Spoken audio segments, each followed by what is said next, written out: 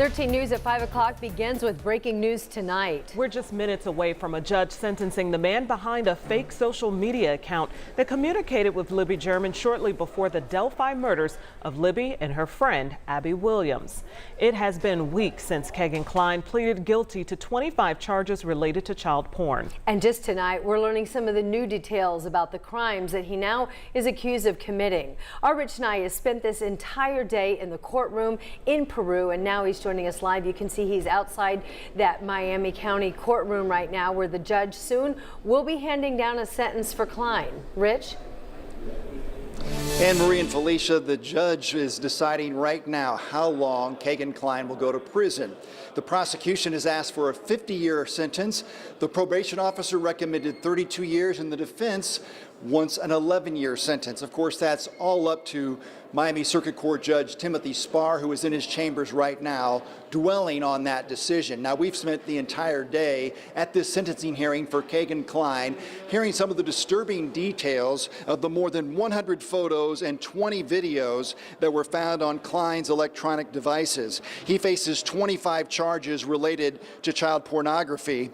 Kline used the catfish social media profile Anthony Shots to solicit sexual images from underage girls. He was 22 years old at the time of those crimes. And he used a younger photo of a police officer from Alaska to solicit some of those photos. He pretended to be a good-looking, wealthy young man, pretending or wanting to meet girls, that is. And that man submitted a victim impact statement that was read in court. He called Kline a monster. He was disgusted and humiliated that Kline used his photo to lure children. And that man said in his statement, "I only wish I could have put the cuffs on you myself." As for Kline, he blamed his behavior on loneliness and depression.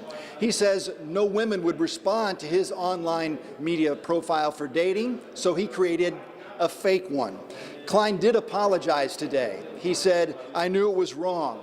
He was crying and sniffing and said, "I never left the house. I never had any intention of meeting anyone, I should say, and I take full responsibility. I apologize to everyone."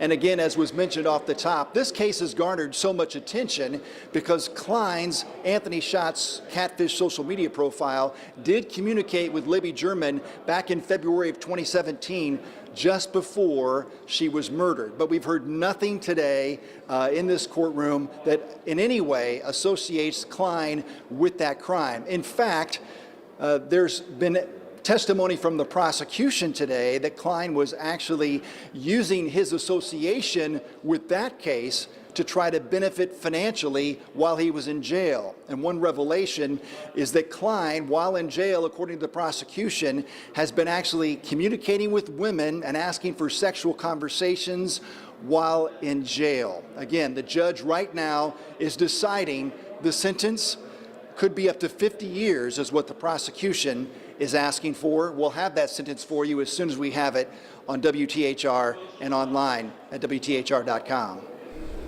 All right, a lot developing there today. Thanks so much for bringing us up to speed, Rich. We'll be monitoring the developments there and go back live to Miami County or in Peru as warranted tonight. Thank you so much.